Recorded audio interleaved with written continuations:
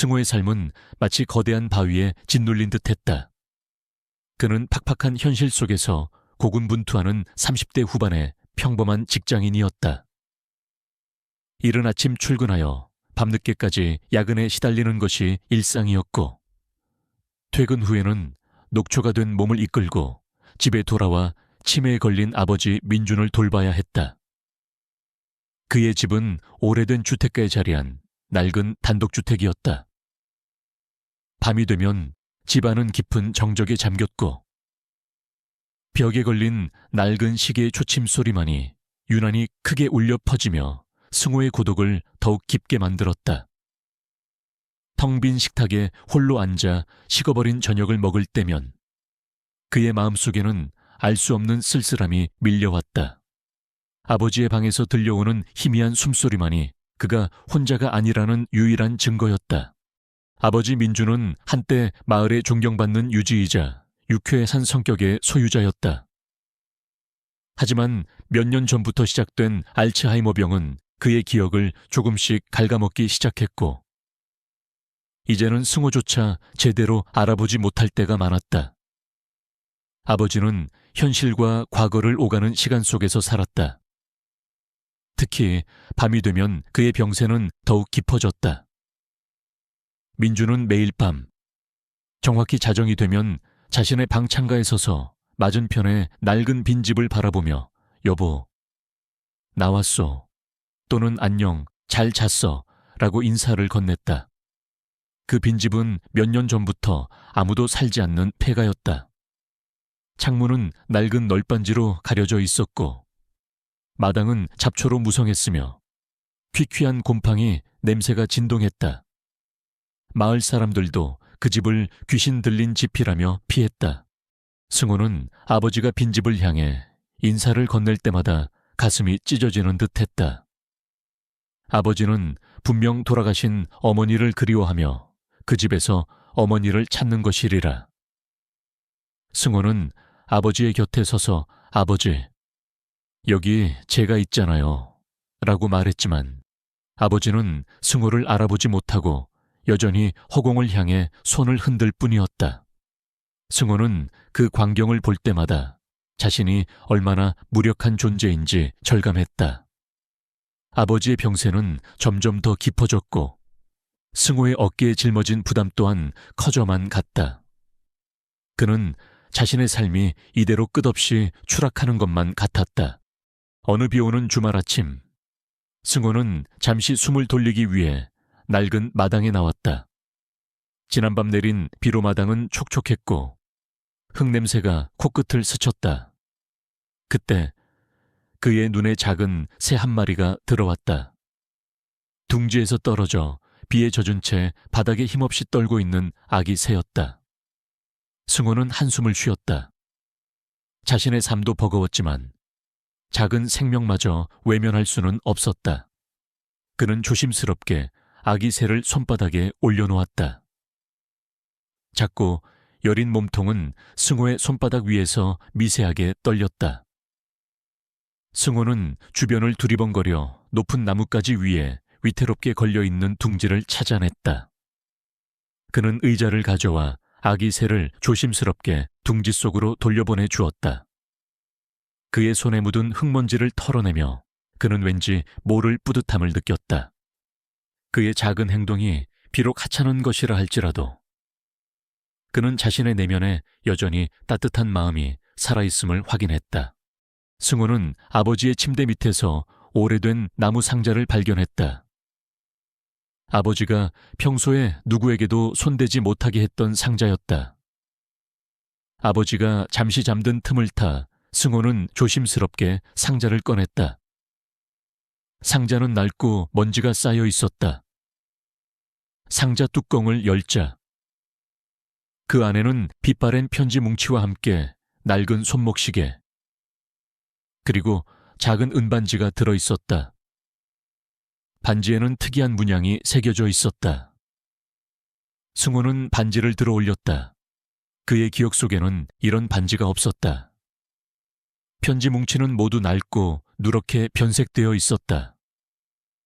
승호는 알 수 없는 불길한 예감에 휩싸였다. 아버지를 목욕시키던 어느 날, 승호는 아버지의 왼쪽 손목에서 희미한 상처 자국을 발견했다. 길고 가늘게 이어진 흉터였다. 마치 작은 불에 데인 듯한 모양이었다. 그는 이 상처를 이전에는 한 번도 주의 깊게 본 적이 없었다. 그는 문득 아버지의 방에서 발견했던 은반지의 문양을 떠올렸다. 알 수 없는 기시감이 들었다. 승호는 아버지에게 상처에 대해 물었지만 아버지는 아무 말 없이 허공만 응시할 뿐이었다. 그저 가끔씩 잠꼬대처럼 영희, 기다려, 비가 너무 많이 와 라고 중얼거릴 뿐이었다. 영희 그 이름은 누구일까? 승호는 알 수 없는 미스터리에 사로잡혔다. 승호의 아버지가 치매에 걸리기 전에도 그 빈집은 언제나 존재했다. 승호가 어릴 적부터 그 집은 늘 비어 있었고 마을 사람들은 그 집에 대해 이런저런 소문을 퍼뜨렸다. 오래전에 살던 사람들이 갑자기 사라졌다더라. 밤마다 귀신이 나타나 울음소리가 들린다더라는 등 불길한 소문들이 끊이지 않았다. 승호는 어릴 적 친구들과 그 집의 담력 훈련을 가려다 아버지에게 호되게 혼났던 기억이 있었다. 아버지는 늘 그 집 근처에도 가지 말라고 신신당부했다. 승호는 아버지의 과도한 반응에 대해 의아하게 생각했지만 그 이유를 알 수는 없었다. 승호는 가끔씩 그 빈집을 유심히 관찰했다. 낡은 널빤지로 가려진 창문들과 무성한 잡초 속에서도 유난히 눈에 띄는 것이 있었다. 바로 빈집 거실 창문 아래에 피어있는 보라색 들꽃이었다. 그 꽃은 계절에 상관없이 항상 그 자리에 피어 있었다. 한겨울에도 눈밭 속에서 홀로 피어나는 그 꽃은 승호에게 묘한 감정을 불러일으켰다. 그것은 마치 빈집의 유일한 생명체 같았고 동시에 알 수 없는 슬픔을 담고 있는 듯했다. 승호는 그 꽃을 볼 때마다 알 수 없는 불길한 예감에 사로잡혔다. 아버지의 병세는 점점 더 깊어졌다. 아버지는 낮에도 멍하니 창밖을 바라보는 시간이 많아졌고 밤에는 잠꼬대처럼 중얼거리는 횟수가 늘었다. 특히 밤이 되면 아버지는 더욱 불안해하며 창문으로 다가가 빈집을 향해 손을 흔들었다. 여보, 나왔소. 보고 싶구려. 그의 목소리는 점점 더 애처로워졌다. 승호는 아버지의 병든 모습에 가슴이 찢어지는 듯했지만 그는 아무것도 해줄 수 없었다. 그저 아버지의 곁을 지키며 그가 과거 속에서 헤매는 모습을 지켜볼 뿐이었다. 어느 날 밤, 승호는 잠이 오지 않아 거실에 앉아 책을 읽고 있었다. 자정을 알리는 시계의 종소리가 울리자 아버지의 방에서 익숙한 소리가 들려왔다. 여보, 나왔소. 승호는 한숨을 쉬었다. 오늘도 아버지는 빈집을 향해 인사를 건네는구나. 그때였다. 승호의 귀를 의심하게 하는 소리가 들려왔다. 빈집에서 아버지의 목소리에 대한 대답이 들려온 것이다. 응, 왔소. 작고 희미한 여인의 목소리였다. 마치 먼 곳에서 바람에 실려 오는 듯한 소리였다. 승호는 자신의 심장이 쿵 하고 떨어지는 것을 느꼈다. 그는 숨을 헐떡였다. 착각일까 환청일까 하니 그 목소리는 너무나도 또렷하게 그의 귓가를 울렸다. 빈집은 분명히 아무도 살지 않는 폐가였다. 그는 재빨리 창문으로 달려가 빈집을 바라봤다. 어둠 속에서 빈집은 여전히 낡고 스산한 모습으로 서 있었다. 창문은 널빤지로 가려져 있었고 어떠한 불빛도 새어나오지 않았다. 승호는 온몸에 소름이 돋았다. 그의 머릿속은 혼란으로 가득 찼다. 아버지의 치매 증세가 악화되어 환청을 듣는 것일까 아니면 자신이 환청을 들은 것일까 아니면 정말로 빈집에 누군가 있는 것일까? 만약 누군가 있다면 왜 그들은 숨어 있는 것일까? 그리고 그 목소리의 주인공은 누구일까? 그는 잠시 꿈속에 있는 듯한 착각에 빠졌다. 현실과 비현실의 경계가 모호해지는 섬뜩한 순간이었다. 승호는 잠을 이룰 수 없었다. 밤새도록 빈집을 주시했다. 하지만 그 어떤 움직임도, 소리도 들려오지 않았다. 빈집은 마치 아무 일도 없었다는 듯 여전히 고요한 어둠 속에 잠겨 있었다. 아침이 밝아오자 승호는 잠시 자신이 환청을 들었던 것이라고 생각하려 애썼다. 하지만 그의 마음속에는 이미 알 수 없는 불안감과 의문이 깊게 자리 잡았다. 다음 날 밤 승호는 자정이 되기를 기다렸다. 아버지는 여전히 창가에 서서 빈집을 향해 인사를 건넸다. 여보, 나왔어. 승호는 숨을 죽이고 빈집을 주시했다. 그의 심장은 격렬하게 요동쳤다. 그리고 다시 한번 희미한 목소리가 들려왔다. 응, 왔소. 이번에는 지난밤보다 좀 더 또렷하게 들렸다. 승호는 자신의 귀를 의심할 수 없었다. 그것은 분명 여인의 목소리였다. 그는 공포에 질려 몸을 떨었다. 빈집은 확실히 비어 있었다. 그 목소리는 어디서 들려오는 것일까? 이 모든 것이 아버지의 치매와 관련된 망상일까 아니면 이 집에 숨겨진 끔찍한 비밀이 있는 것일까? 승호는 더 이상 이 일을 외면할 수 없음을 직감했다. 그의 삶은 이제 평범한 일상으로 돌아갈 수 없었다. 그는 이 미스터리를 파헤쳐야만 했다. 그에게는 이 모든 것이 새로운 고통의 시작을 알리는 듯했다. 승호의 일상은 빈집에서 들려온 희미한 대답 한마디로 산산조각 났다. 아버지의 치매 증상이라고만 여겼던 모든 기이한 행동들이 이제는 섬뜩한 진실의 조각처럼 다가왔다. 여보, 나왔소. 라는 아버지의 매일 밤 인사에 그 누구도 살지 않는다고 믿었던 빈 집에서 들려온 응, 왔소. 라는 여인의 목소리는 승호의 이성을 마비시킬 만큼 충격적이었다. 그는 자신이 미쳐가는 건 아닌지, 혹은 이 모든 것이 너무나 지쳐서 꾸는 악몽은 아닌지 의심했다. 그러나 밤마다 반복되는 이 기이한 현상은 승호에게 진실을 파헤쳐야 한다는 강박관념을 심어주었다. 그날 밤 이후 승호는 잠을 이룰 수 없었다. 침대에 누워 천장을 바라보며 그는 뇌리를 스치는 생각에 파편들을 애써 정리하려 했다. 빈 집은 수십 년간 비어 있었다. 어린 시절부터 마을 사람들은 그 집에 대해 온갖 불길한 소문을 퍼뜨렸다. 오래전에 살던 가족이 홀연히 사라졌다. 밤마다 알 수 없는 울음소리가 들린다. 귀신이 산다는 등 승호는 늘 그런 소문들을 믿지 않았다. 그저 낡고 오래된 집이 주는 으스스한 분위기 때문이라고 치부했다. 하지만 이제는 달랐다.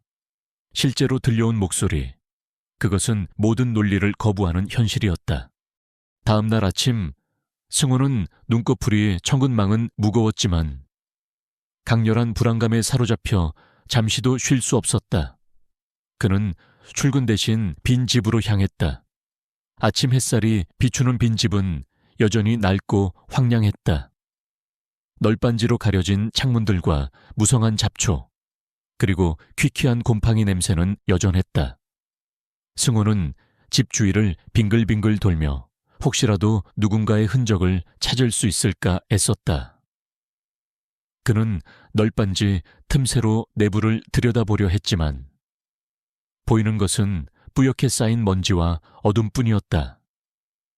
아무리 봐도 사람이 살고 있는 흔적은 없었다. 그런데 대체 그 목소리는 어디서 들려온 것일까? 승호는 빈 집을 바라보며 자신이 어린 시절 이 집에 대해 가졌던 몇 가지 기억을 떠올렸다. 어린 승호는 친구들과 빈집 마당에서 야구공을 줍거나 숨바꼭질을 하며 놀곤 했다. 그때마다 아버지는 불같이 화를 내며 빈집 근처에도 가지 말라고 신신당부했다. 승호는 아버지의 과도한 반응이 이해되지 않았지만 아버지가 워낙 엄격했기에 더 이상 묻지 않았다. 이제 와 생각하니 아버지의 그 엄격함 속에는 알 수 없는 두려움과 경고가 담겨 있었던 것 같았다. 승호는 아버지가 빈집과 관련된 어떤 비밀을 알고 있었던 것은 아닐까 하는 의심을 품기 시작했다. 그는 다시 집으로 돌아와 아버지 민준의 방을 살폈다. 민준은 낮에도 멍하니 창밖을 바라보는 시간이 많아졌다. 그의 시선은 늘 빈 집을 향해 있었다. 승호는 아버지의 침대 밑에서 발견했던 나무 상자를 다시 꺼냈다. 빛바랜 편지 뭉치, 낡은 손목시계, 그리고 뱀 문양이 새겨진 은반지. 승호는 이 물건들이 단순히 돌아가신 어머니의 유품이 아닐지도 모른다는 생각을 했다. 특히 편지 뭉치는 모두 알 수 없는 필체로 쓰여 있었고 어떤 내용을 담고 있는지 알 수 없었다. 승호는 편지 한 장을 펼쳐 들었다. 글자들은 세월의 흔적으로 희미하게 발해 있었지만 알 수 없는 불안감을 불러일으켰다. 승호는 아버지의 손목에 있는 희미한 상처를 떠올렸다. 길고 가늘게 이어진 흉터. 그것은 마치 작은 불에 데인 듯한 모양이었다. 그는 문득 은반지의 문양과 그 상처 사이에 어떤 연결고리가 있을지도 모른다는 섬뜩한 예감에 사로잡혔다. 아버지가 잠꼬대처럼 중얼거리던 영희라는 이름. 그 이름은 누구일까? 어머니의 이름은 분명 수진이었다. 영희라는 이름은 승호의 기억 속에 없었다. 이 모든 미스터리가 빈 집과 그리고 아버지의 과거와 깊이 연결되어 있음을 직감했다. 승호는 인터넷에 오래된 빈집, 귀신 들린 집 등 다양한 검색어를 입력했다. 그는 마을의 역사를 뒤지고 오래된 신문 기사를 찾아봤다. 하지만 빈집에 대한 구체적인 정보는 찾을 수 없었다. 그저 마을 사람들의 입에서 입으로 전해지는 불길한 소문들 뿐이었다. 그러다 승호는 우연히 마을의 오래된 주민 커뮤니티 게시판에서 빈집에 대한 게시물을 발견했다. 몇 년 전 한 주민이 빈집 내부에서 이상한 소리를 들었다는 내용이었다. 게시물에는 그 집은 오래전부터 라는 알 수 없는 댓글이 달려 있었다. 댓글을 단 사람은 이미 탈퇴한 아이디였다. 승호는 빈집 주변을 다시 탐색하기 시작했다. 그는 빈집의 뒷마당으로 향했다. 뒷마당은 잡초와 덤불로 뒤덮여 있었다. 넝쿨 식물들이 벽을 타고 올라가 창문을 뒤덮고 있었다. 그때 그의 눈에 낡은 우물이 들어왔다. 우물은 오래전에 사용하지 않는 듯 돌덩이와 잡초로 뒤덮여 있었다. 승호는 우물 주변을 살피다 낡은 나무 조각 하나를 발견했다. 나무 조각에는 뱀 문양이 희미하게 새겨져 있었다. 아버지의 은반지와 똑같은 문양이었다. 승호는 등골이 오싹해지는 것을 느꼈다. 이 문양은 무엇을 의미하는 걸까? 왜 아버지의 물건들과 빈집에서 이 문양이 계속해서 나타나는 걸까? 승호는 마을의 오래된 주민들을 찾아가 빈집에 대한 이야기를 물었다. 노인들은 처음에는 입을 굳게 다물었다. 그들은 빈집에 대한 이야기를 꺼리는 듯했다. 마치 어떤 금기라도 되는 듯.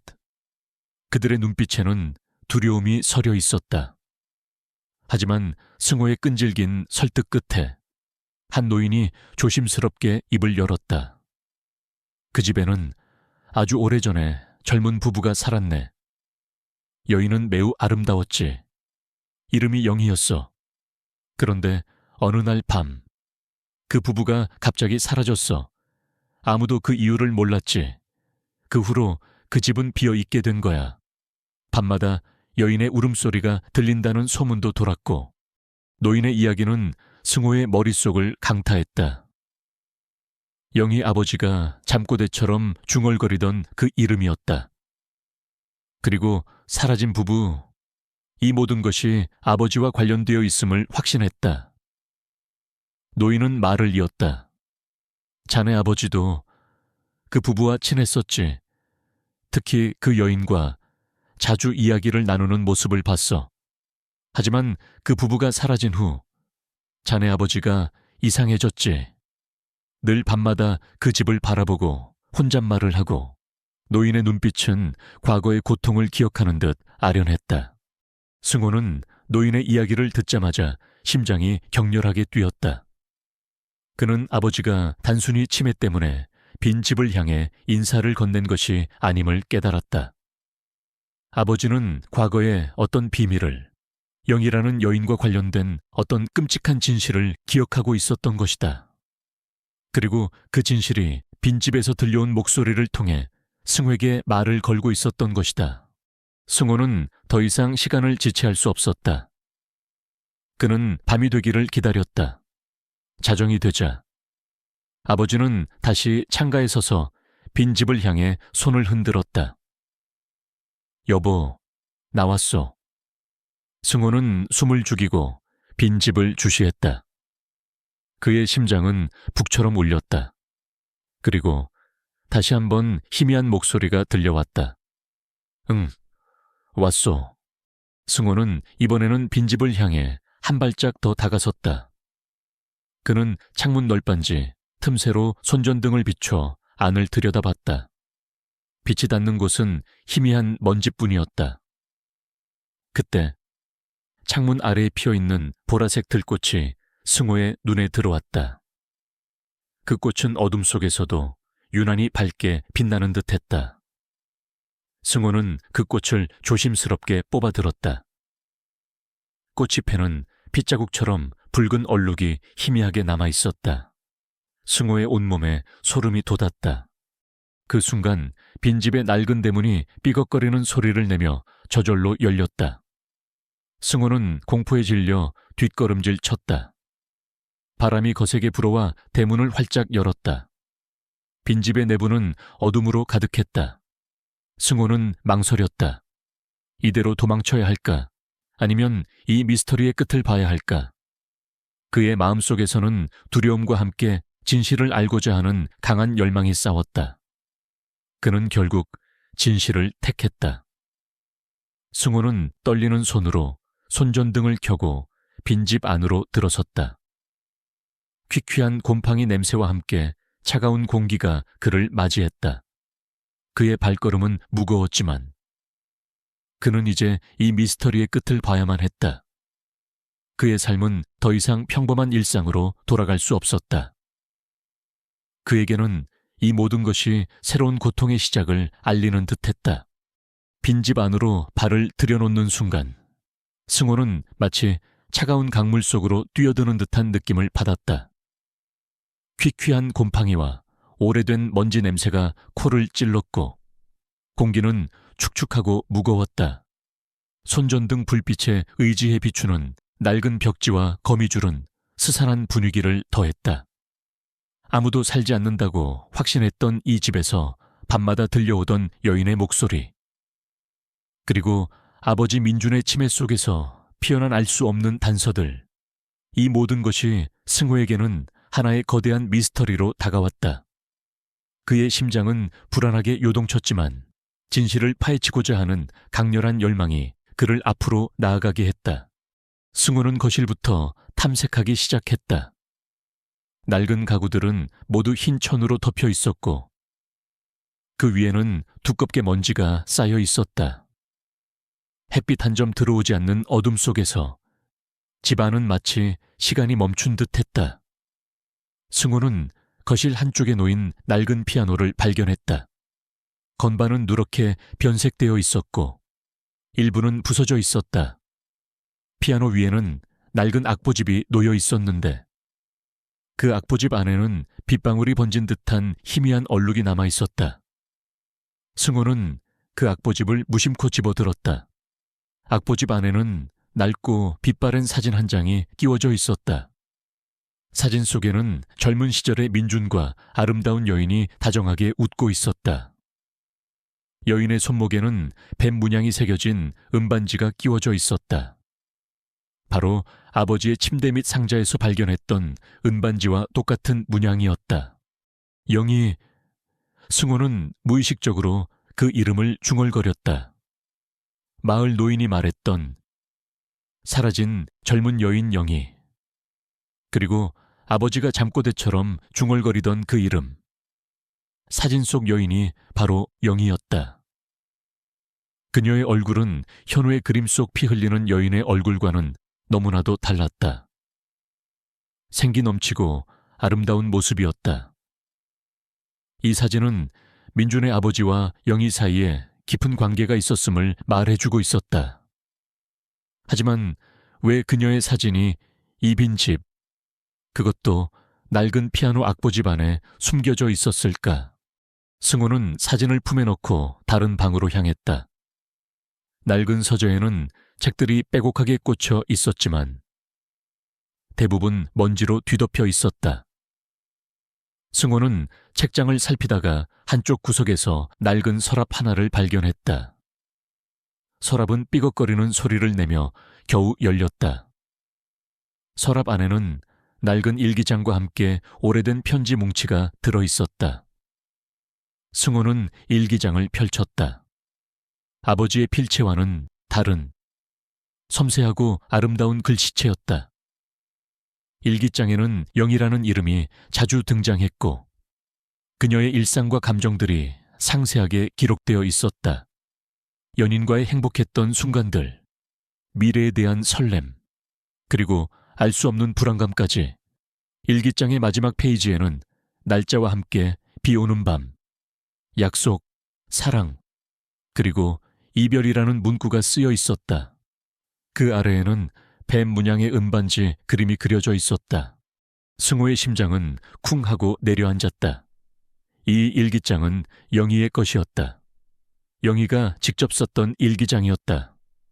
그리고 일기장의 내용과 아버지가 잠꼬대처럼 중얼거리던 단어들이 묘하게 겹쳤다.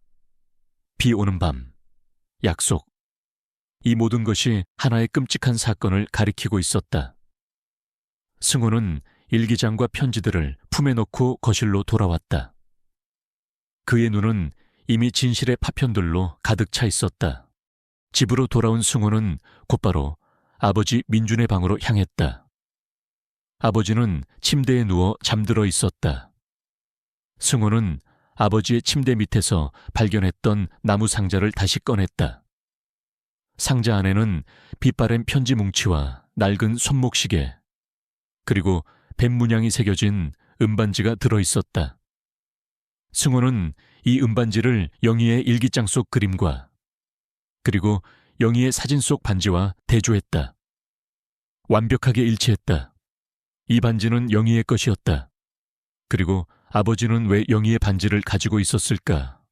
승호는 아버지의 편지 뭉치를 하나씩 펼쳤다. 편지들은 모두 아버지가 영희에게 보낸 것이었다. 편지 속에서 민주는 영희에 대한 깊은 사랑과 애정을 표현했다. 그들은 결혼을 약속했던 연인이었다. 하지만 편지 내용에는 알 수 없는 불안감도 섞여 있었다.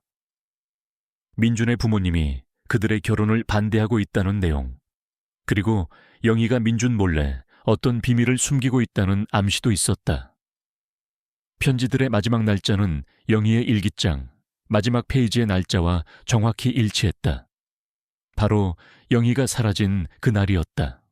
승호는 머릿속으로 모든 조각들을 맞추려 애썼다. 아버지는 영희와 사랑하는 사이였고 결혼을 약속했다. 하지만 어떤 이유에서인지 아버지는 영희의 빈집을 향해 인사를 건넸고 영희는 사라졌다. 그리고 그 이후로 아버지는 치매에 걸려 과거 속에 갇혀 살았다. 이 모든 것의 중심에는 영희의 실종이 있었다. 승호는 아버지의 알츠하이머가 단순히 노화 때문이 아니라 어떤 충격적인 사건으로 인해 발생한 것일지도 모른다는 섬뜩한 예감에 사로잡혔다. 그날 밤 승호는 밤새도록 아버지의 편지와 영희의 일기장을 읽고 또 읽었다. 그는 영희가 일기장 속에 남긴 비밀스러운 그림들을 다시 살폈다. 그림들 중에는 낡은 우물과 보라색 들꽃, 그리고 낯선 남자의 모습이 반복적으로 등장했다. 승호는 그 남자가 누구인지 알 수 없었지만 왠지 모르게 불길한 기운을 느꼈다. 특히 한 그림에서는 그 남자가 영희에게 고함을 지르고 있는 듯한 모습이 그려져 있었다. 영희의 표정은 공포에 질려 있었다. 승호는 다음날 아침 곧바로 아버지가 잠꼬대처럼 중얼거리던 영희라는 이름과 밤비, 약속 등의 단서들을 조합하여 과거 신문 기사와 인터넷 자료를 뒤지기 시작했다. 그는 수십 년 전의 지역 신문 자료들을 검색했고 마침내 충격적인 기사를 발견했다. 40년 전 발생한 마을 실종 사건. 영희라는 이름의 젊은 여성 사라져. 기사는 40년 전 마을에서 발생한 한 여성의 실종 사건에 대한 것이었다. 영희는 민준의 연인이었고 그녀는 어떤 이유에서인지 비 오는 밤에 갑자기 사라졌다. 경찰 수사 결과 어떤 단서도 찾지 못했고 결국 미제 사건으로 종결되었다는 내용이었다. 승호는 기사를 읽고 온몸에 소름이 돋았다. 아버지의 기억은 단순한 치매 증상이 아니었다. 그것은 40년 전의 끔찍한 진실을 말해주고 있었다. 영희는 단순히 사라진 것이 아니었다. 그녀는 살해당했을 수도 있었다. 그리고 그 살인에 아버지가 연루되어 있을지도 모른다는 섬뜩한 의심이 승호의 마음을 지배했다. 승호는 아버지의 손목에 있는 상처를 떠올렸다. 혹시 그 상처가 사건과 관련된 흔적은 아닐까? 승호는 영희의 일기장 속 그림에 자주 등장했던 낯선 남자에 대해 더 깊이 파고들었다. 그는 마을의 오래된 주민들을 다시 찾아가 영희와 관련된 이야기를 더 자세히 물었다. 특히 영희가 사라진 그 밤에 대해 노인들은 처음에는 여전히 입을 다물려 했지만 승호의 끈질긴 설득 끝에 과거의 진실을 조금씩 털어놓았다. 영희는 아주 착하고 밝은 아이였지. 하지만 그 아이에게는 어두운 비밀이 있었어. 민준이와 영희는 결혼을 약속했지만 영희에게는 이미 정혼자가 있었네. 그 정혼자는 민준이네 집안과 대립하던 가문의 아들이었어. 그리고 그 아들은 아주 집착이 강한 사람이었지. 한 노인이 조심스럽게 말했다. 승호는 노인의 말에 귀를 기울였다. 영희의 정혼자, 그리고 그 남자가 영희의 일기장 그림에 나오는 남자일까? 노인은 말을 이었다. 영희가 사라진 그날 밤, 비가 억수같이 쏟아졌어. 그때 영희 집에서 큰 소리가 들렸지. 싸우는 소리 같았어. 그리고 민준이가 영희 집으로 뛰어가는 걸 봤네. 그 후로 민준이는 한동안 마을에 나타나지 않았어. 돌아왔을 때는 사람이 완전히 변해 있었지. 승호는 노인의 이야기를 듣자마자 폐광에서의 발견물들을 떠올렸다. 영희의 일기장, 아버지의 편지, 그리고 뱀 문양의 음반지. 이 모든 것이 한 방향을 가리키고 있었다. 아버지는 영희의 죽음과 깊이 연관되어 있었다. 어쩌면 아버지가 영희를 죽인 것은 아닐까? 아니면 다른 누군가가 영희를 죽이고 아버지가 그 사실을 은폐한 것일까? 승호는 곧바로 영희의 빈집으로 향했다. 그는 빈집의 낡은 대문을 열고 안으로 들어섰다. 퀴퀴한 곰팡이 냄새와 함께 스산한 기운이 그를 감쌌다. 그는 집 안을 샅샅이 뒤졌다. 서재, 침실, 주방, 모든 곳을 꼼꼼하게 살폈다. 그러다 오래된 벽난로 아래에서 낡은 나무 상자를 발견했다. 상자는 먼지로 뒤덮여 있었고 퀴퀴한 곰팡이 냄새가 났다. 상자 안에는 빛바랜 옷가지와 함께 낡은 일기장 하나가 더 들어있었다. 이번 일기장은 영희의 것이 아닌 낯선 남자의 필체로 쓰여 있었다. 일기장에는 영희를 향한 집착과 광기 어린 질투심이 가득했다. 남자는 영희와 민준의 관계를 알고 있었고 영희를 자신의 소유물처럼 여겼다. 그리고 일기장의 마지막 페이지에는 충격적인 내용이 적혀 있었다. 비 오는 밤 영희를 만나러 갔고 그녀가 자신을 거부하자 우발적으로 그녀를 해쳤다는 내용이었다. 남자는 자신의 죄를 인정하며 모든 것을 은폐하고 도망칠 것이라고 적었다. 그리고 그 남자에게는 오른쪽 어깨에 큰 흉터가 있었다고 기록되어 있었다. 승호는 일기장을 읽고 온몸에 소름이 돋았다. 그는 이 남자가 누구인지 알 수 없었지만 이 일기장이 살인자의 고백록임을 직감했다. 그리고 그의 머릿속에는 한 인물이 떠올랐다. 바로 아버지의 옛 친구이자 마을에서 오랫동안 살아온 김노인이었다. 김노인은 영희가 사라진 그날 밤 민준의 아버지가 영희 집으로 뛰어가는 것을 봤다고 증언했던 인물이었다. 그리고 김노인의 오른쪽 어깨에는 오래된 흉터가 있었다. 승호는 김노인의 증언 속에서 알 수 없는 불안감을 느꼈었다. 그는 김노인이 아버지를 감추려는 듯한 미묘한 태도를 보였다는 것을 기억했다. 이제 모든 조각들이 맞춰지기 시작했다. 승호의 심장은 격렬하게 요동쳤다. 아버지는 영희를 죽인 것이 아니었다. 영희를 죽인 것은 김노인이었다. 그리고 아버지는 영희의 시신을 발견하고 친구의 죄를 덮기 위해 진실을 은폐했던 것이다. 40년 전 그 비 오는 밤, 아버지는 사랑하는 연인의 죽음과 친구의 죄를 목격하고 그 충격으로 인해 치매에 걸려 기억을 잃었던 것이다. 아버지가 빈 집을 향해 인사를 건넸던 것은 돌아가신 어머니를 그리워해서가 아니었다. 그는 빈 집 속에 묻힌 사랑하는 영희를 그리워하며 인사를 건넸던 것이다. 그리고 빈집에서 들려왔던 여인의 목소리는 어쩌면 영희의 한 맺힌 영혼이 승호에게 진실을 알려주려 했던 것일지도 몰랐다. 승호는 모든 진실을 마주한 채 무릎이 풀려 주저앉았다. 그의 눈에서는 뜨거운 눈물이 봇물처럼 터져나왔다. 그동안 아버지를 의심했던 죄책감과 아버지의 고통을 이제야 알게 된 안타까움이 뒤섞였다.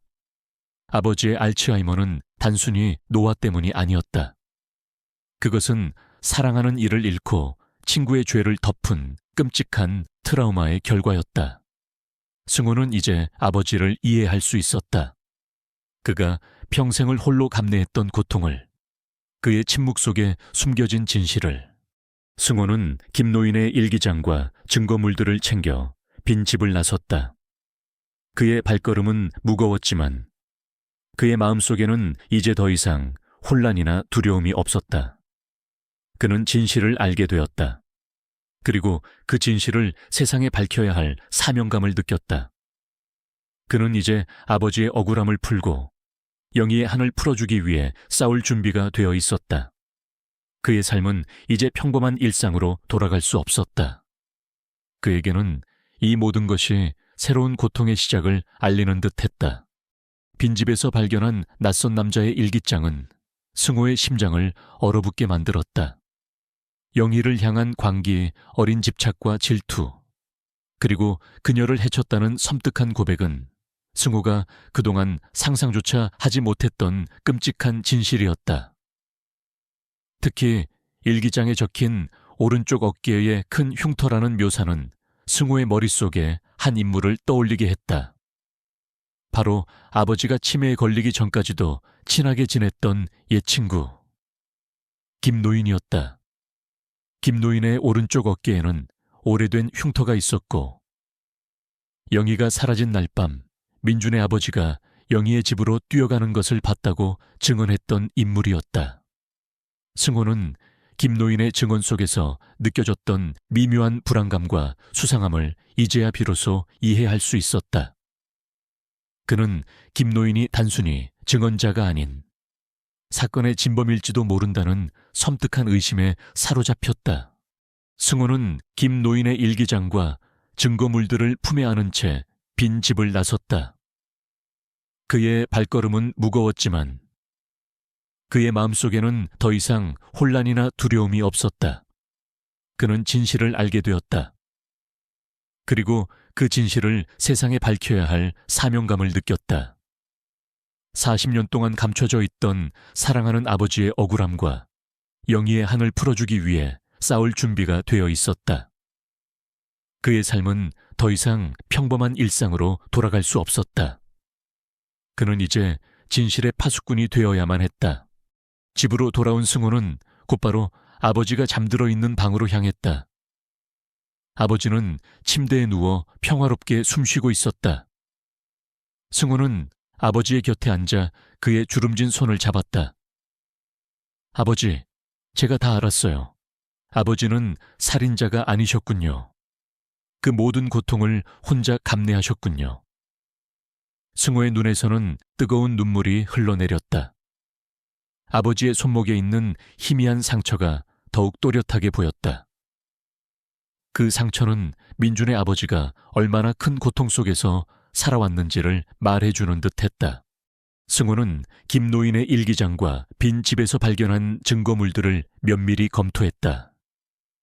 일기장에는 김노인이 영희를 향한 집착과 질투심, 그리고 민준의 아버지와 영희의 관계를 알게 된 후 느꼈던 분노가 상세하게 기록되어 있었다.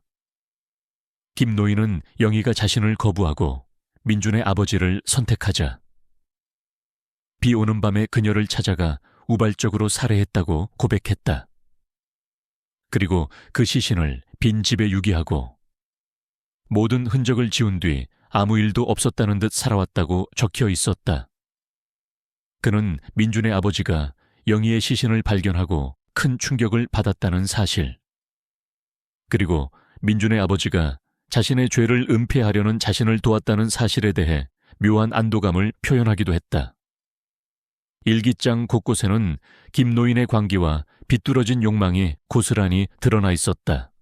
승호는 김노인의 일기장을 읽으며 소름이 돋았다.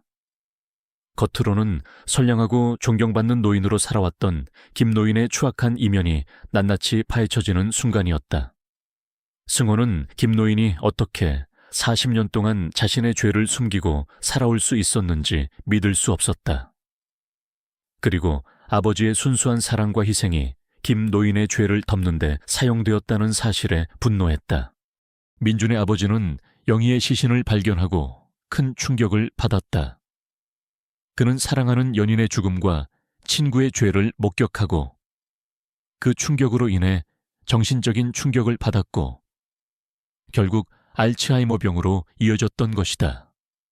그가 밤마다 빈 집을 향해 인사를 건넸던 것은 돌아가신 어머니를 그리워해서가 아니었다.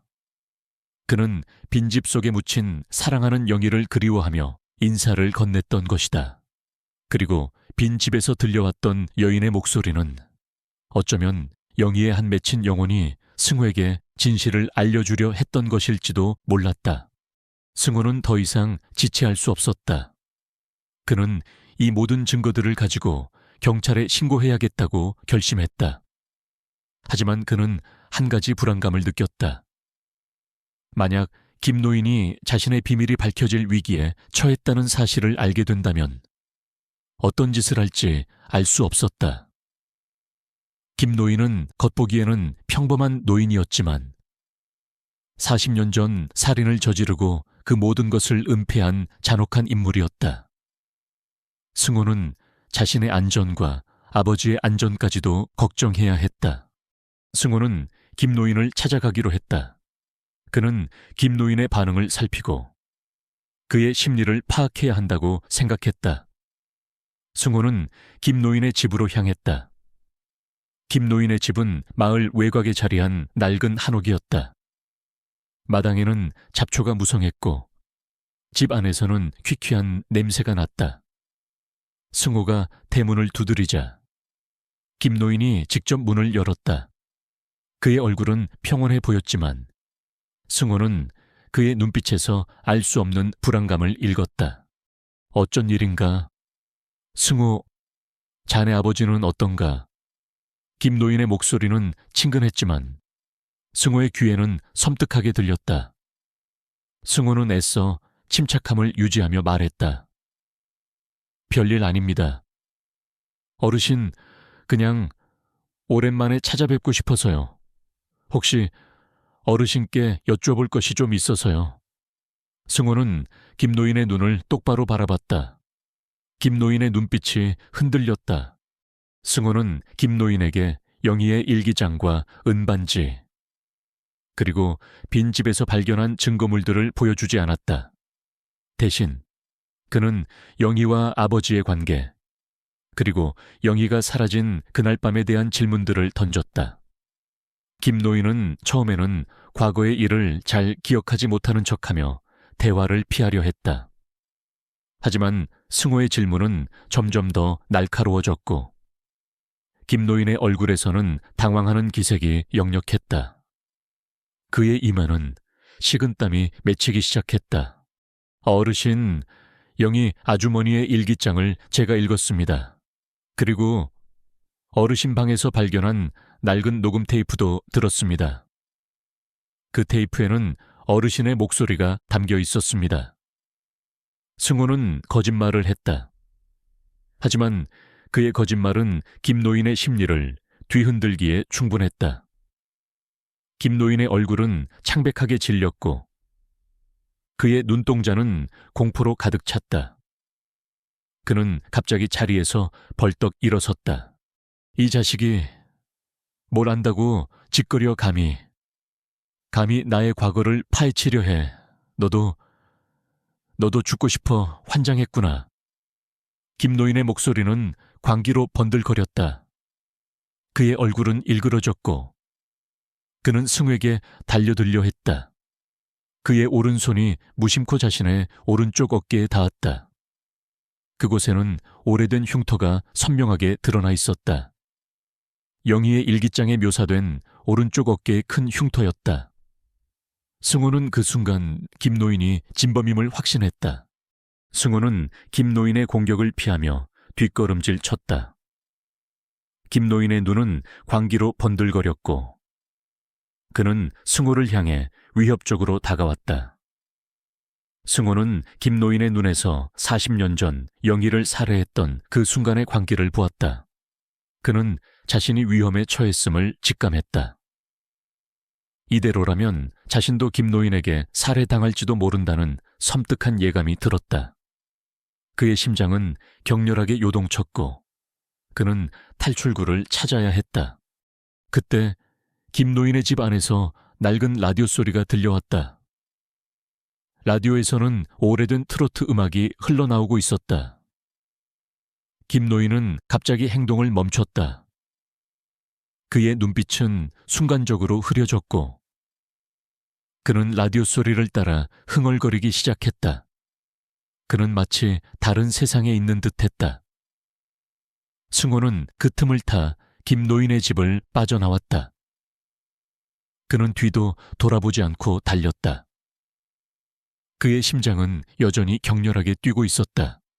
승호는 자신이 가져온 증거물들을 다시 한번 확인했다. 영희의 일기장, 아버지의 편지, 은반지, 그리고 빈집에서 발견한 유류품들. 이 모든 것이 김노인의 죄를 증명하는 명백한 증거였다. 그는 이 모든 것을 가지고 경찰서로 향했다. 그의 발걸음은 무거웠지만 동시에 진실을 향해 나아가는 단호함이 깃들어 있었다. 그는 이제 더 이상 혼자가 아니었다. 아버지의 억울함과 영희의 한을 풀어주기 위해 그는 이 싸움을 시작해야만 했다. 경찰서에 도착한 승호는 곧바로 강력계 형사를 만났다. 그는 김노인의 일기장과 증거물들을 내밀며 모든 진실을 털어놓았다. 형사는 승호의 이야기를 듣는 내내 놀라움을 금치 못했다. 40년 전 미제 사건의 진실이 이렇게 밝혀질 줄은 누구도 예상하지 못했기 때문이었다. 형사는 곧바로 수사를 시작했다. 김노인은 예상대로 자신의 죄를 부인했지만 승호가 내민 명백한 증거들 앞에서는 더 이상 버틸 수 없었다. 그의 오른쪽 어깨에 있는 흉터와 일기장 속 고백은 그를 살인자로 만들기에 충분했다. 승호는 아버지가 40년 동안 감내했던 고통을 생각하며 눈물을 흘렸다. 그는 이제 아버지가 왜 매일 밤 빈집을 향해 인사를 건넸는지, 왜 그렇게 영희를 그리워했는지 이해할 수 있었다. 아버지는 사랑하는 연인을 잃고 친구의 죄를 은폐한 채 평생을 죄책감과 고통 속에서 살아왔던 것이다. 그리고 그 고통이 결국 알츠하이머라는 병으로 이어졌던 것이다. 승호는 이제 아버지를 이해하고 용서할 수 있었다. 경찰 수사가 진행되는 동안 승호는 다시 아버지의 병실을 찾았다. 아버지는 여전히 잠들어 있었다. 승호는 아버지의 곁에 앉아 그의 손을 잡았다. 그의 손은 따뜻했다. 승호는 아버지의 얼굴을 바라봤다. 그의 얼굴에는 오랜 고통의 흔적이 남아 있었지만 이제는 알 수 없는 평화가 깃들어 있는 듯했다. 승호는 아버지의 귀에 속삭였다. 아버지, 이제 다 끝났어요. 영희 아주머니도 이제 편히 잠드실 수 있을 거예요. 아버지는 이제 더 이상 혼자가 아니에요. 제가 아버지 곁에 있을게요. 승호의 목소리는 흐느낌에 섞여 나왔지만 그 속에는 깊은 사랑과 위로가 담겨 있었다. 승호는 아버지를 위한 최선을 다하기로 결심했다. 그는 더 이상 돈에 쫓겨 살지 않을 것이며 아버지의 남은 생을 편안하게 해주는데 모든 노력을 기울일 것이라고 다짐했다. 그는 아버지의 과거를 덮거나 숨기지 않을 것이다. 대신 아버지의 순수한 사랑과 희생을 세상에 알리고 진실이 승리한다는 것을 보여줄 것이다. 그의 삶은 이제 새로운 시작점에 서 있었다. 경찰서로 향하는 길은 승호에게 끝없는 터널 같았다. 빗줄기는 여전히 거셌고 천둥 소리는 그의 마음속 불안을 증폭시켰다. 아버지가 잠들어 있는 집을 뒤로하고 나온 그의 발걸음은 무거웠지만 동시에 진실을 향한 단호한 결의가 깃들어 있었다. 그는 자신이 겪을 모든 비난과 고통을 감내할 준비가 되어 있었다. 사랑하는 아버지의 억울함을 풀고 영희의 한을 풀어주는 것이 자신의 사명임을 분명히 알고 있었다. 경찰서에 도착하자 승호는 곧바로 강력계 형사를 만났다. 그는 떨리는 목소리로 김노인의 일기장과 빈 집에서 발견한 증거물들을 내밀었다. 흙먼지로 뒤덮인 양철 상자 속 유류품들, 영희의 일기장, 아버지의 편지, 그리고 뱀 문양이 새겨진 음반지까지. 형사는 처음에 의아한 표정을 지었지만 증거물들을 하나하나 살피는 동안 그의 얼굴은 점점 굳어갔다. 특히 낡은 손목시계에 멈춘 시간, 그리고 김노인의 일기장 속 섬뜩한 고백을 읽으며 그는 심각한 표정을 지었다. 승호는 흐느끼며 말했다. 저희 아버지가 이 모든 것을 40년 동안 홀로 감당하셨어요. 영희 아주머니는 김노인에게 살해당했습니다. 저희 아버지는 친구의 죄를 덮고 사랑하는 사람을 잃은 충격으로 치매에 걸리신 겁니다. 그의 목소리는 흐느낌에 섞여 제대로 이어지지 못했지만 그 속에 담긴 진실은 형사의 마음을 움직였다. 형사는 승호의 어깨를 감싸 안으며 그에게 모든 이야기를 털어놓을 것을 요구했다. 형사는 승호의 이야기를 묵묵히 들었다. 그의 얼굴에는 혼란과 동시에 깊은 안타까움이 스쳐 지나갔다. 그는 유류품들을 정밀 감식실로 보냈고 승호에게는 자세한 진술을 요구했다. 승호는 진술 내내 눈물을 멈추지 못했지만 그는 모든 것을 솔직하게 이야기했다. 아버지가 평생을 악몽에 시달렸던 기억, 숨겨왔던 과거의 흔적들, 그리고 그가 느꼈던 혼란과 고통까지도. 그는 아버지의 치매가 단순한 노화가 아닌 끔찍한 트라우마의 결과였음을 설명했다. 며칠 후 국립과학수사연구원으로부터 감식 결과가 통보되었다. 김노인의 일기장에서 발견된 지문은 그의 것으로 확인되었다. 빈집에서 발견된 유류품들에서 나온 혈흔은 40년 전 실종된 영희의 DNA와 일치했다. 그리고 가장 결정적인 증거는 김노인의 일기장 깊숙한 곳에서 발견된 또 다른 낡은 녹음 테이프였다. 형사는 승우에게 녹음 테이프를 들려주었다. 녹음 테이프에서는 김노인의 목소리가 흘러나왔다. 그의 목소리는 희미하고 떨렸지만 또렷하게 죄를 고백하고 있었다. 그는 영희를 향한 자신의 집착과 질투, 그리고 그녀가 민준의 아버지와 결혼하려 한다는 사실을 알고 격분하여 우발적으로 그녀를 살해했음을 자백했다. 그는 영희의 시신을 빈집에 유기하고 모든 흔적을 지운 뒤 아무 일도 없었다는 듯 살아왔다고 말했다. 그의 목소리에는 죄책감과 동시에 기이한 만족감이 뒤섞여 있었다. 그는 민준의 아버지가 영희의 시신을 발견하고 큰 충격을 받았음에도 불구하고 친구의 죄를 덮어주려 했다는 사실에 대해 묘한 안도감을 표현하기도 했다. 김노인의 자백을 듣는 순간 승호는 그 자리에 주저앉았다. 희미하게나마 남아있던 의심의 여지마저 완전히 사라지는 순간이었다. 그가 그토록 존경하고 친근하게 여겼던 김노인이 살인자였다는 잔혹한 진실이 그의 눈앞에 낱낱이 파헤쳐졌다. 승호는 오열했다. 그의 눈에서는 뜨거운 눈물이 봇물처럼 흘러내렸다. 그의 마음속에서는 분노와 슬픔, 그리고 배신감이 뒤섞였다. 40년 동안 감춰져 있던 끔찍한 진실이 마침내 세상에 드러나는 순간이었다. 이 소식은 곧 언론을 통해 세상에 알려졌다. 40년 미제 살인 사건, 가해자는 마을에 존경받던 노인, 피해자는 용의자의 연인이자 친구의 연인 아드릭이라는 헤드라인이 모든 신문과 방송을 뒤덮었다. 한때 존경받던 노인의 추악한 이면이 낱낱이 파헤쳐지는 순간이었다. 사람들은 경악을 금치 못했고 사회 전반에 큰 충격을 주었다. 특히 민준의 아버지가 피해자의 연인이었고 친구의 죄를 덮기 위해 40년간 고통받으며 알츠하이머까지 얻었다는 사실은 많은 이들에게 안타까움과 슬픔을 안겨주었다. 처음에는 승회에게도 동정의 시선과 함께 일부 비난의 목소리가 있었다. 왜 이제야 밝히느냐? 아버지가 공범 아니냐는 비난 여론이 일었다. 하지만 승호는 흔들리지 않았다.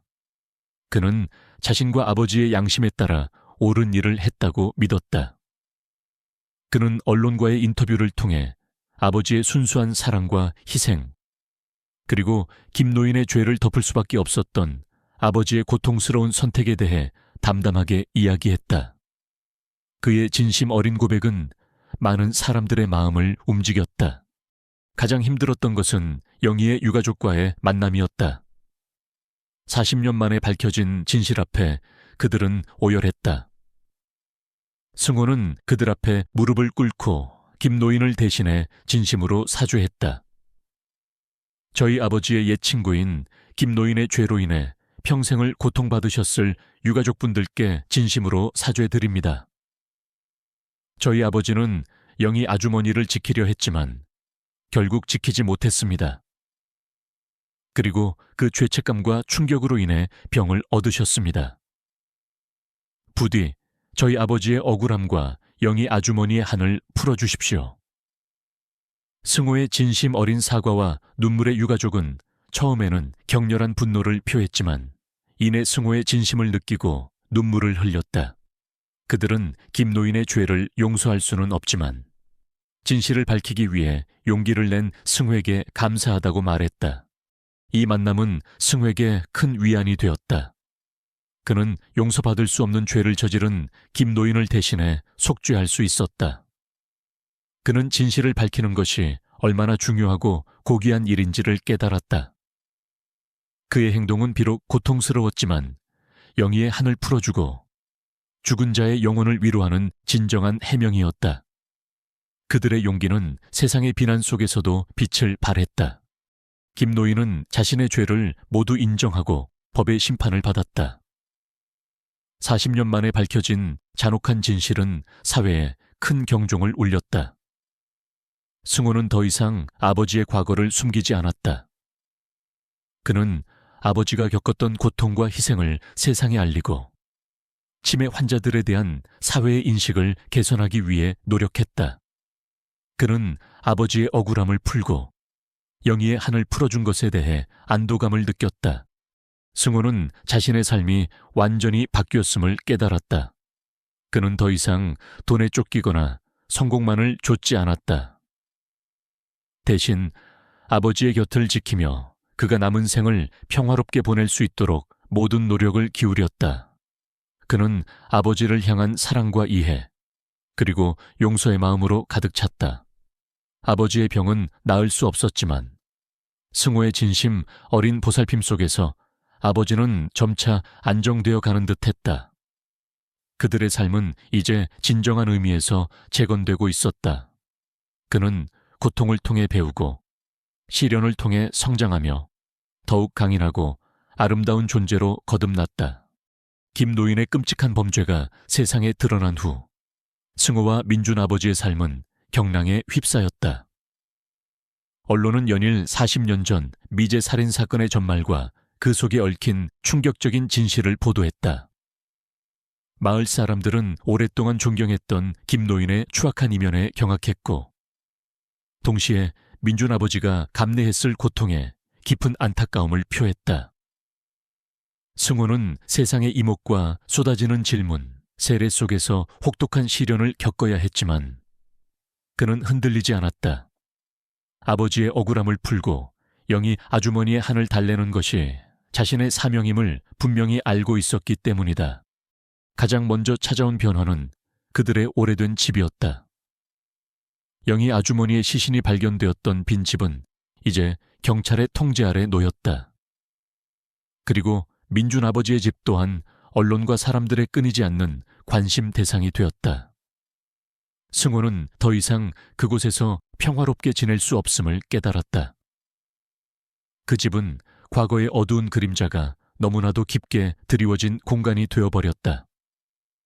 그는 아버지를 위해, 그리고 자신을 위해 새로운 시작이 필요하다고 생각했다. 승호는 오랜 고민 끝에 아버지의 집을 팔기로 결정했다. 할아버지의 유산으로 생각했던 집은 이제 그들에게 무거운 짐일 뿐이었다. 집을 팔아 빚을 청산하고 남은 돈으로는 아버지와 함께 새로운 보금자리를 마련하기로 했다. 쉽지 않은 결정이었지만 그는 과거와의 단절이 새로운 삶을 위한 첫걸음임을 알고 있었다. 집을 팔고 새로운 동네로 이사가는 날, 승호는 아버지를 모시고 텅 빈 집을 돌아봤다. 한때 아버지의 환각 속 어머니가 살았다고 믿었던 빈집, 그리고 그 속에 숨겨진 끔찍한 진실을 품고 있던 그들의 집, 두 집 모두 이제 과거의 기억 속에 잠길 터였다. 승호는 묘한 해방감을 느꼈다. 그들은 이제 더 이상 과거의 그림자에 시달리지 않아도 되었다. 새로운 동네, 작은 아파트에서 그들은 다시 삶을 시작했다. 그들은 여전히 세상의 시선에서 완전히 자유로울 수는 없었지만 적어도 그들만의 공간에서는 평화를 찾을 수 있었다. 승호는 새롭게 시작한 직장에서 예전처럼 일에만 매달리지 않았다. 그는 업무 시간 외에는 오로지 아버지를 돌보고 새로운 삶에 적응하는 데 모든 에너지를 쏟았다. 그의 삶의 우선순위는 완전히 바뀌었다. 무엇보다 민준 아버지의 삶에도 변화가 찾아왔다. 김노인의 죄가 밝혀지고 영희 아주머니의 시신이 발견된 후 아버지는 알 수 없는 안정감을 찾은 듯했다. 비록 치매 증상이 완전히 사라지지는 않았지만 밤마다 빈 집을 향해 인사를 건네는 행동은 멈췄다. 그의 악몽도 점차 줄어들었다. 그는 낮 동안에는 평화롭게 잠을 자거나 승호가 틀어주는 오래된 음악을 듣는 시간이 늘었다. 승호는 아버지의 얼굴에서 40년 만에 찾아온 진정한 평온함을 보았다. 아버지가 잠시라도 편안해 차는 모습을 볼 때마다 승호는 자신이 진실을 밝히기로 한 결정이 옳았음을 확신했다. 시간이 흐르면서 언론의 관심도 서서히 사그라들었다. 사람들은 점차 김 노인의 범죄보다 그 진실을 밝히기 위해 용기를 낸 승호의 행동에 주목하기 시작했다. 특히 영희 아주머니의 유가족이 언론을 통해 승호에게 진심으로 감사를 표하자 대중의 시선은 더욱 따뜻해졌다. 영희 아주머니의 유가족은 성명을 통해 40년 묵은 한을 풀어준 승호 씨의 용기에 진심으로 감사드린다. 승호 씨 아버지의 고통 또한 저희에게 큰 아픔이었음을 안다. 부디 그분도 이제 평화롭게 잠드시기를 바란다. 고 말했다. 이로써 승호 가족에 대한 사회적 비난은 점차 사그라들었고 오히려 그들의 용기가 많은 이들에게 감동과 깊은 성찰을 주었다. 승호는 자신의 이야기가 사회에 긍정적인 영향을 미칠 수 있다는 사실을 깨달았다. 그는 아버지의 고통과 영희 아주머니의 희생이 헛되지 않도록 진실이 승리한다는 것을 보여주고 싶었다. 그는 특히 치매 환자들에 대한 사회의 인식을 개선하고 그들이 겪는 고통과 외로움에 대한 사회적 관심을 높이는 일에 힘썼다. 그는 자신의 경험을 바탕으로 강연을 하거나 관련 시민단체에서 자원봉사를 시작했다. 그의 이야기는 많은 이들에게 공감을 얻었고 치매 환자 가족들을 위한 지원 프로그램이 더욱 활성화되는 계기가 되었다. 어느 날 저녁, 승호는 아파트 거실에 앉아 잠든 아버지를 바라봤다. 창밖에는 도시의 불빛이 희미하게 빛나고 있었다. 아버지는 예전처럼 잠꼬대를 하거나 불안해하지 않았다. 그의 얼굴에는 평온한 미소가 감돌았다. 승호는 아버지의 손을 잡았다. 그의 손은 주름져 있었지만 따뜻했다. 그때 승호의 눈에 거실 창문 아래 작은 화분에 심긴 보라색 들꽃이 들어왔다. 빈집 창문 아래에서 늘 피어있던 그 들꽃이었다. 승호는 이사 오면서 그 들꽃을 뿌리째 뽑아와 자신의 집 화분에 옮겨 심었다. 들꽃은 새로운 환경에서도 꿋꿋하게 피어나고 있었다. 승호는 아버지를 향해 조용히 속삭였다. 아버지, 우리는 이제 정말 평화를 찾았어요. 영희 아주머니도 이제 편히 잠드실 수 있을 거예요. 아버지는 더 이상 혼자가 아니에요. 제가 아버지 곁에 있을게요. 승호의 목소리는 잔잔했지만 그 속에 담긴 울림은 그의 마음속 깊은 곳까지 전해졌다. 그의 눈에서는 뜨거운 눈물이 흘러내렸지만 그것은 슬픔의 눈물이 아닌 진실을 마주하고 평화를 찾은 자의 안도감과 치유의 눈물이었다. 그날 밤 승호는 늦게까지 잠 못 이루며 과거를 회상했다. 그는 자신이 겪었던 혼란과 두려움, 그리고 아버지의 고통을 다시금 되새겼다. 하지만 이제는 그 모든 것이 그를 성장시키는 소중한 경험이 되었다는 것을 깨달았다. 그는 물질적인 풍요를 잃었지만 그 대신 내면의 평화와 진정한 삶의 가치를 얻었다. 그는 더 이상 과거의 그림자에 갇히지 않았다. 그는 자신의 용감한 행동이 가져온 변화를 통해 세상을 더 나은 곳으로 만들 수 있다는 희망을 품게 되었다. 승호는 다음 날 아침 아버지를 모시고 동네 공원으로 산책을 나섰다. 맑은 햇살이 그들의 얼굴을 비췄다. 아버지는 승호의 손을 잡고 조용히 걸었다.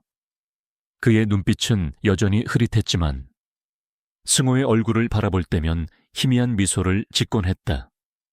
승호는 아버지의 곁을 묵묵히 지켰다. 그의 삶은 이제 진정한 의미에서 재건되고 있었다. 그는 고통을 통해 배우고 시련을 통해 성장하며 더욱 강인하고 아름다운 존재로 거듭났다. 그들의 앞날은 이제 빛으로 가득할 것이었다. 그들에게는 이제 새로운 시작만이 남아있었다. 김노인의 끔찍한 비밀이 밝혀지고 5년이라는 시간이 흘렀다. 승호의 삶은 그 5년 동안 완전히 재편되었다.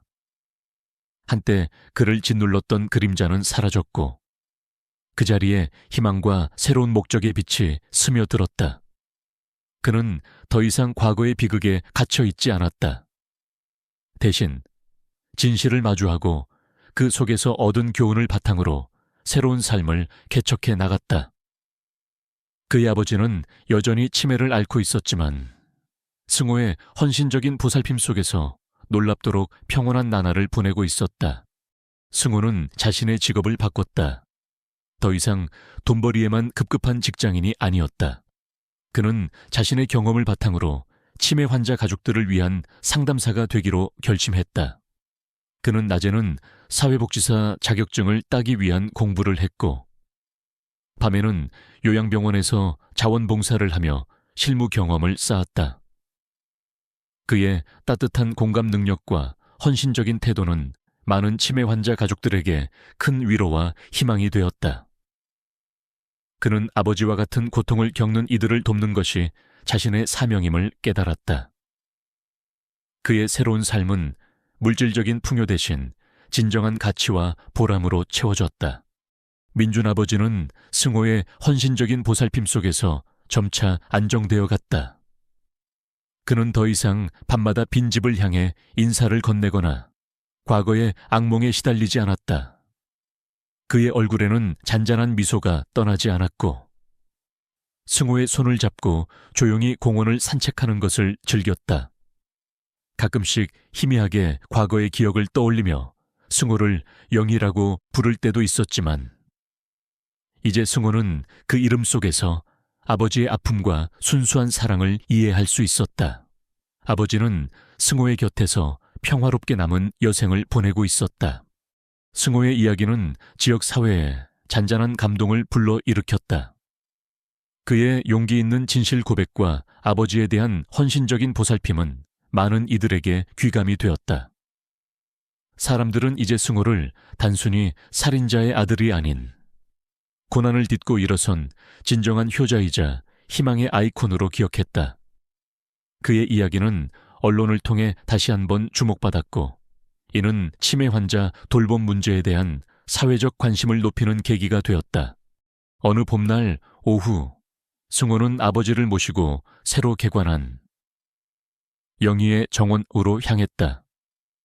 그곳은 40년 전 영희 아주머니의 시신이 발견되었던 바로 그 빈집이 있던 자리였다. 승호는 그 땅을 매입하여 아름다운 정원으로 가꾸었다. 정원의 한쪽에는 보라색 들꽃이 가득 피어 있었다. 영희 아주머니의 빈집 창문 아래에서 늘 피어 있던 그 들꽃이었다. 정원 중앙에는 영희 아주머니를 기리는 작은 비석이 세워져 있었다. 비석에는 영원히 기억될 아름다운 영혼, 영희라고 새겨져 있었다.